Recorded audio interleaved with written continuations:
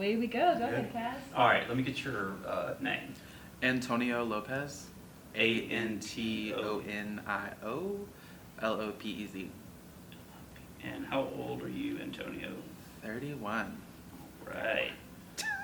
And what area generally were you living in when the storm struck?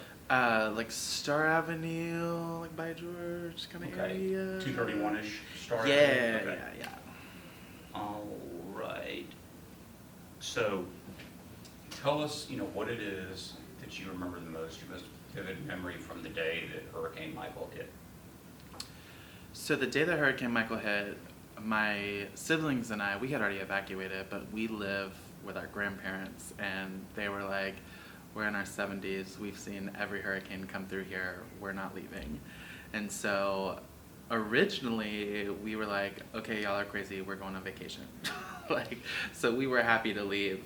But then as the night going into it, we were like, okay, this is kind of getting scarier and scarier. And so we're calling them and we're like, hey, you guys need to leave, you really need to get out of there. And they would not leave. They're like, we're absolutely fine. Hurricanes always hit the beach, they never hit anywhere else, we're as far away from the beach as you can be, we're totally fine. So we went to bed and we were like, okay, they are just ridiculously crazy.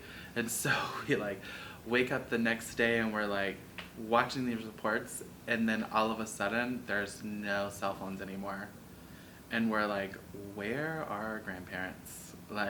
We can't find them, we can't get a hold of them. We're watching stuff on television as it's rolling in and it's looking horrible, and we're hearing about these things happening all over, not just on the beach. And we're seeing Callaway go down, and we're like, okay, this is getting really, really bad. And so it took us 24 hours from the time that the storm hit before we finally heard from our grandparents again, which they were fine. They had as the storm really started rolling in, they hit the roads and left and gone not too far away, but far enough to where it didn't hit them immediately.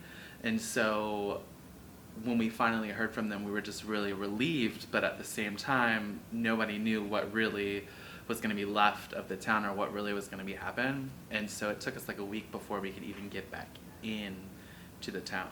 And then when we drove from Atlanta to where they were, got them, and drove back here and realized that our house had been destroyed, our camper was completely flipped over with all of our personal stuff just everywhere, all over our yard, trees everywhere, you couldn't even drive onto our road. It was just such a disaster.